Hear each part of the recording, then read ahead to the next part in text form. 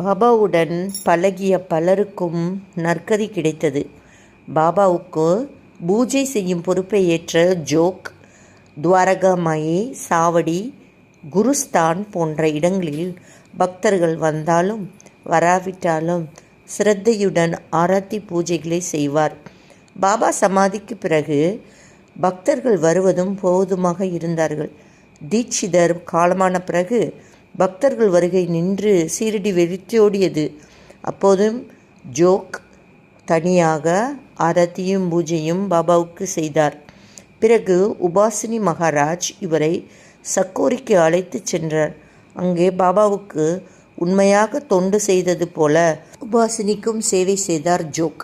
இவரது மரணம் பற்றி ஒரு பக்தர் கனவு கண்டார். அதில் பாபா முன்பு பக்தர்கள் வரிசையாக அமர்ந்திருக்க தீட்சிதர் கண்களை மூடி பாபா பக்கத்தில் அமர்ந்துள்ளார்.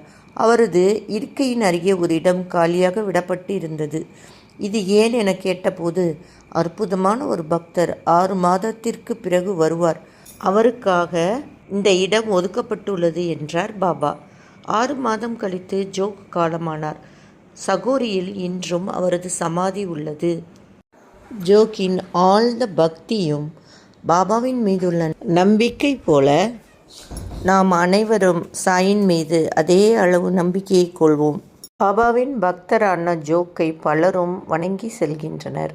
ஸ்ரீ சாயை பணிக அனைவருக்கும் சாந்தி நிலவட்டும்.